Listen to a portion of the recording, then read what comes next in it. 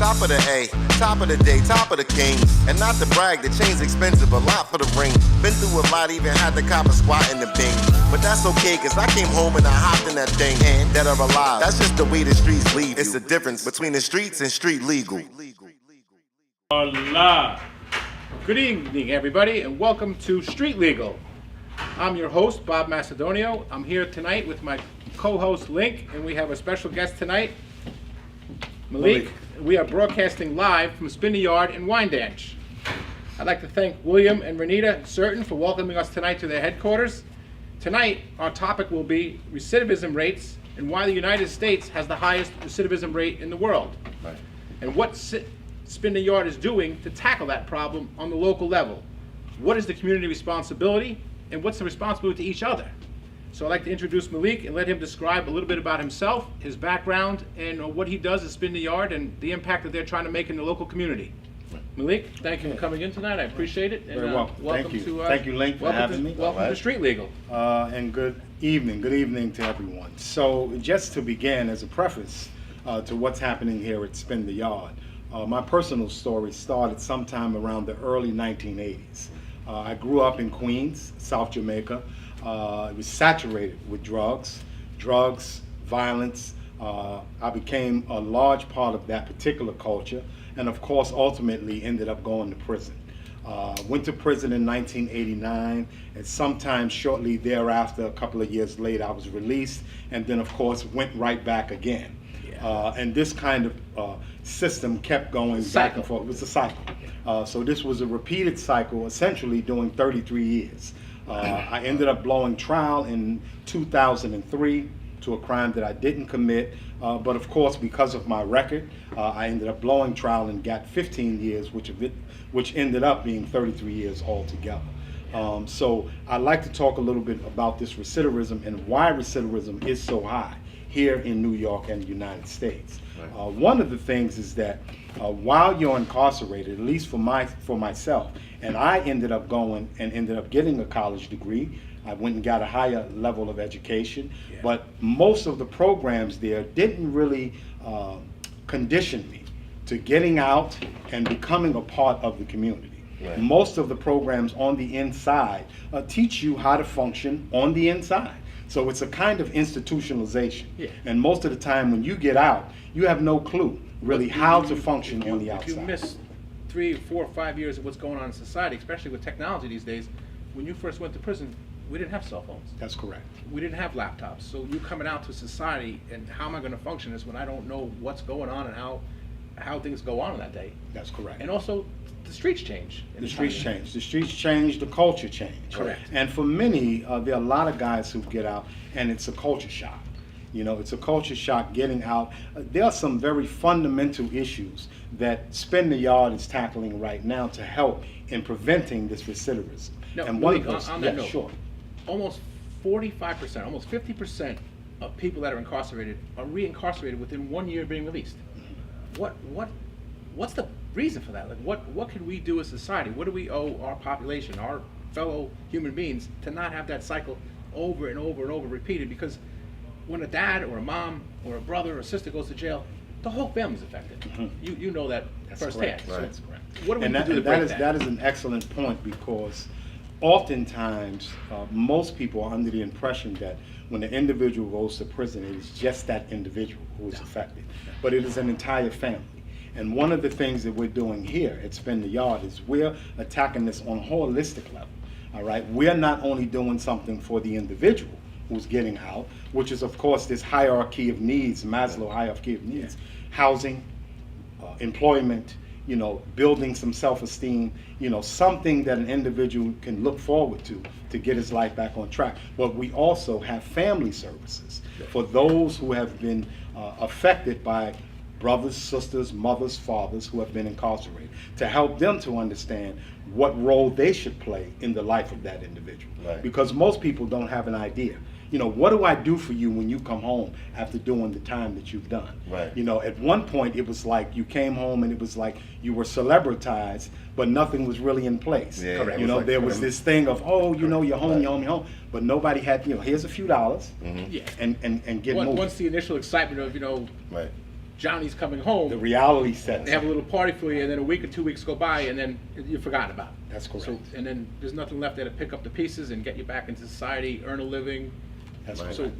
what does Spin the Yard do? How do they reach out to the community, and what programs are you offering to the local communities to stop this Right. vicious cycle? Well, first of all, I want to just say that, we have looked into many of the programs that they have here in Suffolk County. There are a lot of different things happening here, but no one is tackling this on a holistic level like Spin the Yard. Spin the Yard is not only offering, OSHA classes and HHA, forklifting, financial literacy, family services. We make sure that we do these annual Halloween trunk or treats. We do things for Easter to bring out families, because what we want to do is strengthen the bond of the community, not the individual in and of itself. But so we offer communities to come into Spin the Yard, Right. so that we could sit with them and talk to them about not only the services that we're providing, but to have them talk to us about what they're struggling with those who they're struggling with. Now I got some issues, right? Not that I feel like we can conquer it, but we can get to some answers for the questions. Sure. Now we got these places that they send people like me and you, right? Like when we do things, these correctional institutions, right? But they don't provide any correction. They don't have any system set in place. They don't have any programming set in place where you can leave with a complete, full education that will be useful when you get out. Now, with that thought in mind, and if you're just gonna put the person in jail and just have them do time as a consequence or a debt to society, which I don't understand how you sitting in a cage could possibly provide a debt to society when you could be doing something productive that would actually be a debt to that society or covering that debt. Now, as opposed to sending people to jail, why couldn't we try to implement a program where we put people on like ankle monitors so we can see what they're doing? Wow, we sentence them to training, right? Like that would be a correctional part of a My system. question, Nick, is Yeah. are the programs offered in the facilities and people are not taking advantage of them, or there's just no programs available? I don't think The I've programs ever had- offer a fake sense of hope. Most of them are set in place. So That's getting my behind the question. scenes with Spin the Yard and finding out like all the different things that they actually offer, and like people do come here and people do have an interest in and change their lives. Like, and this is not just like some commercial platform set up to look like it's doing something so that they can receive funds. It doesn't work like that here. Spin the Yard is a actual fundamental foundational place where you can come and start rebuilding your life, and this is like one of the few people who receive any kind of whatever from outside help that really actually implement it. It's right here in the heart of Harlem. It's literally in the village. So they're not hiding from nothing, everything's gonna be done. Right.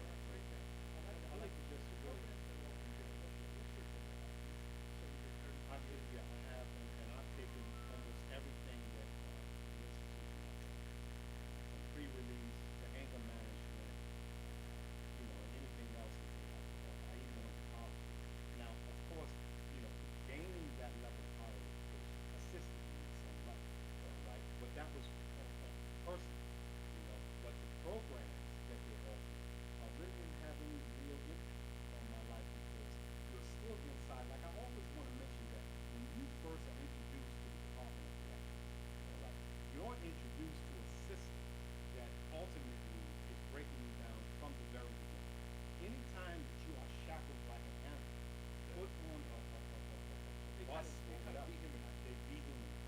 And not only that, but they put the fear of God in you, because see, there's a psychology to this, right? When you're talking about, well, look, you can't have anything except for a Bible or a Quran. Now, internally, what that says to me is that I'm going to need that to survive, right? And everything else doesn't matter. Family, letters, all this type of stuff. This stuff doesn't matter. What you're going to need is you're going to need some level of spirituality to make it through what you're going to go That's through. what I was going to say. It takes offered. You succeeded when you went into incarceration and took advantage of every program that was offered. A person has to look in the mirror and say, I don't want to be back here. What am I going to do so I don't have to face this again, or be the part of the 50% that's going to get back into incarcerated within a year? And they can do that. That is what I Right. think you guys come in, where when they get out, the community, the support is here. The doors are open to people that come in here. Correct. And we talked about this last night when we spoke. Do you get some community pushback from people that don't agree with what you're doing, don't agree with the theories or the way you're trying to do things? I don't think I'm going to use the word don't agree with it, but I will say pushback. And the only reason I say that there's a pushback is because, traditionally, in these impoverished areas where there aren't many resources, all right, the people feel hopeless, right? So the people really want to know, are you serious? Because we've seen them come and go. Are you serious about what you're doing and why you're doing it? And how will Hang this on one really second. help me? Guys, We we have got our first call. We got Booby from Spin the Yard. William Certain to everybody else. You live on You live on Street Legal. Welcome, and I appreciate inviting us out here tonight. And we'd like to hear from you. Hi, it's Renita. So Renita. How you doing? Renita, how are you? Welcome. Right This is now, Bob Macedonio. Appreciate you calling in. Thanks. It's been a long day for us. No, again, I appreciate it. Yeah. You want to add a little bit about, Malik's given us a great outlook on what you guys do here, and you want to add a little bit about your mission and the focuses you have in the community and the things you've accomplished and what you're looking forward to accomplishing? Yeah, so, currently right now, me and William are actually in Atlantic City.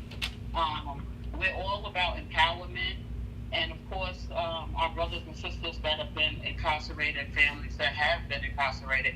We're always looking to empower them in a different way, education, bringing them to another level where they can actually be able to afford to live in Suffolk County, and so we take training so that we can bring different trainers to them so that they qualify for jobs. We realized a long time ago it takes about $42 an hour just to afford an apartment. Yeah. Right. And then we talk about the fact that when they're released, they're living in We need you to come back closer to the mic, Renita. We can barely hear you. Oh, you can't hear me? We hear you very we're clear good now. Okay. So, we realized that there is no real transitional houses for the young men and women. Right. And I was listening though to the conversation y'all were having about the pushback in the community. Yeah, that's a little bit like, I'm not from the community, but I've been in the community enough. You're going to have a certain portion of society that wants to push back and not see you succeed, is what I'm saying. For their own agenda. And do you experience that here? Yeah, we do. I mean, we don't get grants. We have a boutique and we're self-sufficient. Yeah. However, there are some challenges in the community of people trying to come up, other organizations, people who have gone into what I call cahoots with each other. Yeah. And so, we have become the bad guy of the town. We have been called drug dealers. We have been told that the people are hanging out on straight path because of Spin the Yard, when it's been like that for years. Yeah, I grew up on Straight Path, so it's definitely been like that for years. It definitely has not. And then, Renita, you've been Right. a Wyandanch resident for a long time. A lot of money has been pumped into the communities by politicians, and not much change has happened. Every election cycle we hear, we're going to do this, we're going to do that, we're going to clean this up. What's changed? Right. And, if you were to check Spin the Yard's record and call organizations like Thrive and a couple of, we have actually put over 20 people into rehab off of the streets, Yeah. right? We have given jobs to over 40 people since we've been there. But, somehow anything that happens lately is just going to be, anything negative is Spin the Yard. We have watched how they have put money on the other side of the neighborhood, and you see the shift because the guys need jobs. There's millions of dollars dropped into Wyandanch, but there's no jobs, there's no housing, placement. Well, opportunity's been taken from Wyandanch. Hope has been taken from Wyandanch, and it's been replaced with what we see as gentrification happening now and path toward gentrification in the future. And this is the reason why you don't have black young homeowners like you would have young homeowners in every other town. You don't have that here in Wyandanch. I go all over Long Island, so I see people in their 30s, early 40s buying homes in other towns. You rarely see that in Wyandanch. And there's a reason for that, you know, like, because they don't want you to own the property here, so they make it, they price it out of your range, or they use different conditions to make sure that you can't buy it, because they want this property, they want this land, and they don't want the people here to be productive citizens, because then they'd be able to prevent them from doing that. So, or it's part of the whole recidivism rate is you can never break that cycle. So how are you going to build up some momentum to save for a down payment, to get money to buy the house, buy the apartment, or it's a constant vicious cycle. Right. And the way somehow, building that up was with equity. You don't understand what I'm saying? How y'all doing? This is William. Yo, what's good, man? William, how are you? Appreciate everything. I'm good. I'm at this convention right here, this offshore wind convention. That's we bringing the wine edge. But if you look at it, the owner occupancy of wine edge is under 60%. Yeah. It's under 60% versus Wheatley Heights, North Babylon, Deer Park, the towns around us is in the 85 to 95 percentile. Right.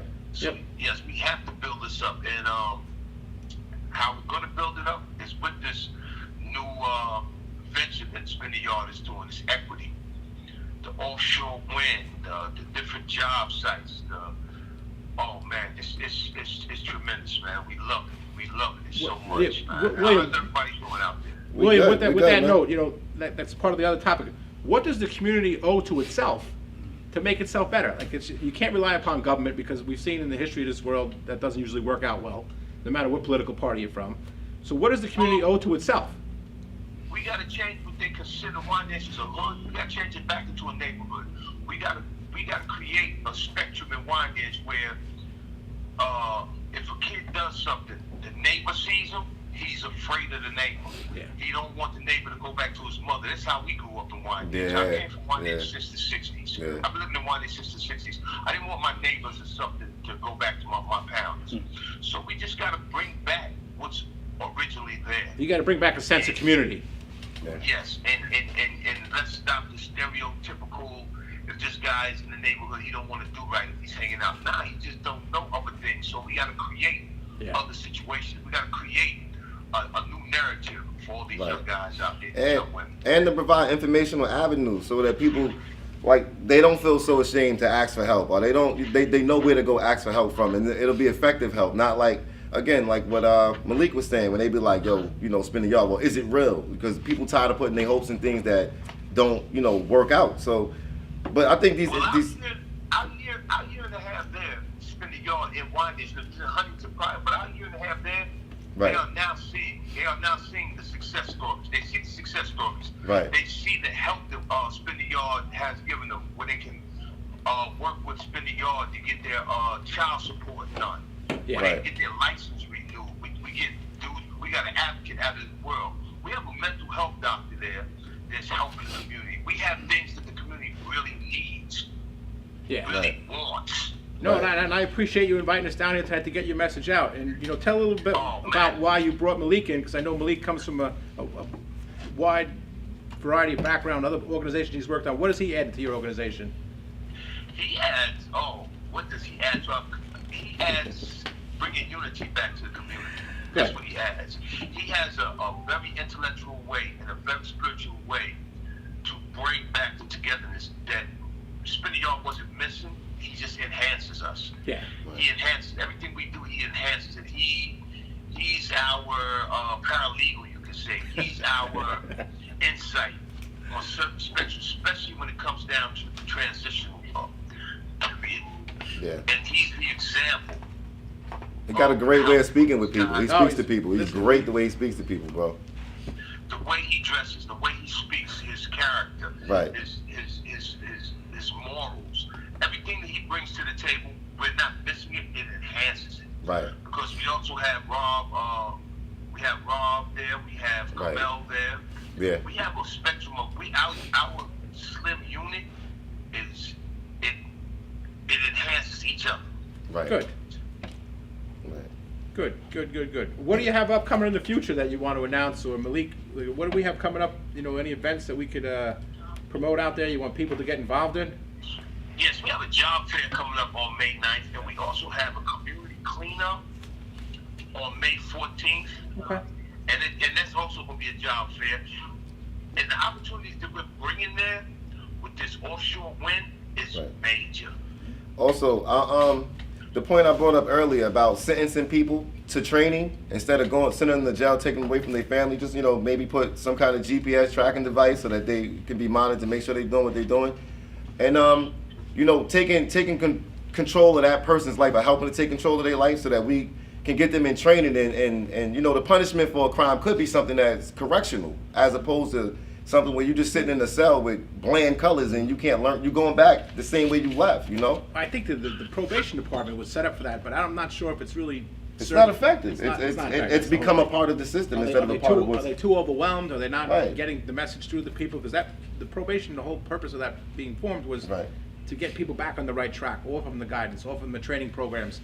And are they either too overwhelmed or it's just I working? truly believe, outside of people like you, the system is working exactly the way it was designed to.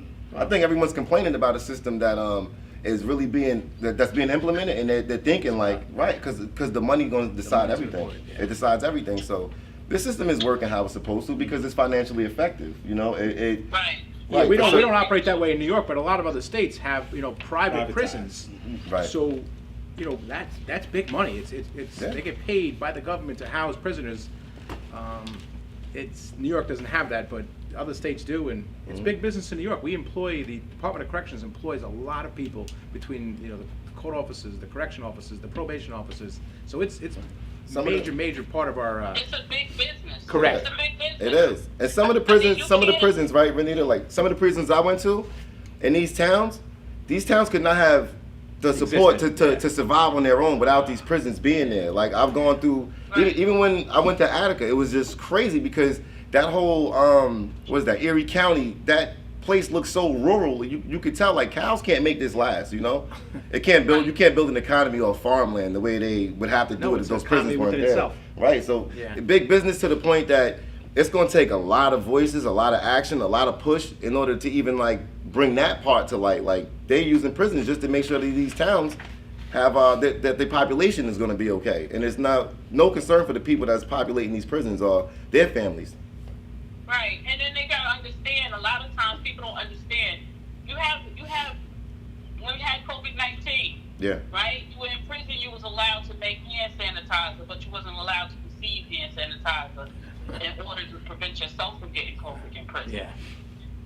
Wow. And so a lot of times these guys are working jobs. They're working DMV in certain states, right? They're working these jobs, yet when they come home, they're not qualified for the same job they were able to work when they were in jail. Right. And why give you half qualification when you're in prison? Like they would train me to a certain point, but not certify me. So I would go home with no certification and almost no way to know which avenues where I could complete my certification. So it was almost like a mockery of what correction is supposed to look like. Like, oh, we're gonna get you to the 85% line, but when it comes to like being able to get a job, we won't give you the paperwork necessary for somebody to take you seriously. So you could. Yeah, I actually have a couple of guys that we had to retrain who actually took up welding and things of that nature. And when they came home, they didn't have no paperwork, so they had the skills, but they didn't have the no qualifications. Right. With no certification, nobody believes you. You're just another person saying you're good at this. Right. All right, we appreciate you calling in. We're going to open up for some other callers. 631-833-0000. We're here with Malik from Spin the Yard, and we appreciate you inviting us down here tonight, Renita and William, and we look forward to getting together soon. So we appreciate the call, and I'll open up to other callers, and again, I appreciate everything tonight, okay? Thank you. Thank you guys so much. Thank you. All right. All right, well, Malik, let's go back to, the poor communities of color pay the highest price of the recidivism rate. And like I said, we talk about that vicious cycle. How do we break that? What's your advice on what do we do? I mean, this system, this is a very deep system. This is, and oftentimes it's very ingrained from, fathers, sons, on down, So first we have to really build some esteem. We have to give the men and women some sense of purpose. If you don't feel that you have any sense of purpose, then the likelihood is it doesn't really matter what kind of training you get or what kind of job you are offered. The likelihood is there are guys who are put on job sites, they don't stay long. Because they haven't really developed that sense of purpose. So that's what we do here, is that we first give you that sense of purpose, making you aware that first of all, Build up that the you person. build up the person. Yeah. You know, so I think that is an important factor on changing this paradigm. Yeah, I mean, and you can do it one person at a time. You know, can. You have. You can. You can. You can. I think that, you know, this is a system, you know, I go back always to, you know, like this Willie Lynch type syndrome. You know, this stuff goes like generational. You know, and in order to break this Exactly. particular curse, one is that you have to educate them on what's happening with them, because a lot of the time we don't understand what's going on with us. Right, but when you and I, people like us, we want to affect change in our community. That's correct. And That automatically makes us not cool people. That's You understand what I'm saying? We automatically get put to a different side of the line where it's like, it doesn't matter that 3 years ago I was doing the same exact things everybody else was doing. Right. It only matters that now that I don't want to do that, and I want to see like my community build itself up, have home ownership, be involved in their kids' education, and like everything to be taken serious. Like we pay enough taxes to come to the table with a voice. Those are the things that I want. And then because that I want those things now, I might have been somebody who was like, okay, but now it's corny that I'm doing this, and you got to change the thinking. Like that thinking has to go from people like me being making a change, and now it's corny, to I'm making a difference, and that has to be the You thing. get some pushback too. You get some Oh, I criticism get from it. people that you grew up with. Yeah. We Oh, talked yo, about bro, it. where you at? Prices went up. Oh, you know, we need you back in the game. No, I'm not you coming too good back. for us now? Or- Yeah, you fly now, and you know I get all that. But Yeah. end of the day, you know the truth will always shine through everything. And the truth is, I really just want, especially this community, because this is the one I come from. So first, this community. To be self-sufficient, self-sustaining, and for the people in control to take responsibility for what it is that we're supposed to be doing. I want accountability to be held by us first before we start pointing our finger. And that's just coming from me, that's just how I feel. Everybody can agree or disagree, but I feel like we have to take accountability first, and that when we go as one voice. We go as one voice, we can change so many different things. Yeah, it's And- true. You need that one role model to pass on to another role model. You know, the Right. recidivism rate, we talked about this a little earlier. It creates intergenerational poverty because like that cycle, dad or mom is always, you're missing that one income, the next generation is going to suffer. And that generation, unless we break that cycle, the next generation is going to suffer. There's You no know, properties to be left to the similar to children. what you guys do, and I'll give a shout out to Yayo on this, is G-Unit has this G-Unity project that 50 started, Right. and they go out into, you know, local areas, and they have groups that they form business relationships with the kids, the younger community, to get them, you know, be business owners, be Right. homeowners, to do things outside of what they normally would be doing, and have that opportunity. And again, this is similar to what you guys are doing here, and it's a great message you guys are putting out. thank you. We wish you all the Appreciate success. Yeah. We're gonna wrap it up, guys. We have any other phone calls coming in? We got about a minute or two left. 631-833-0000.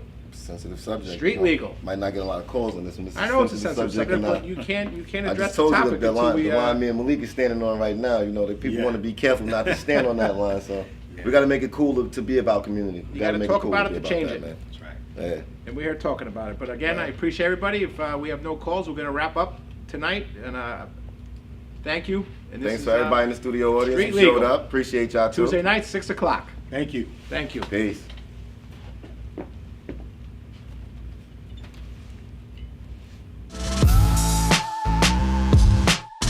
Top of the A, top of the day, top of the kings. And not to brag, the chain's expensive, a lot for the ring. Been through a lot, even had to cop a squat in the Bing. But that's okay, cause I came home and I hopped in that thing. And dead or alive, that's just the way the streets leave you. It's the difference between the streets and street legal.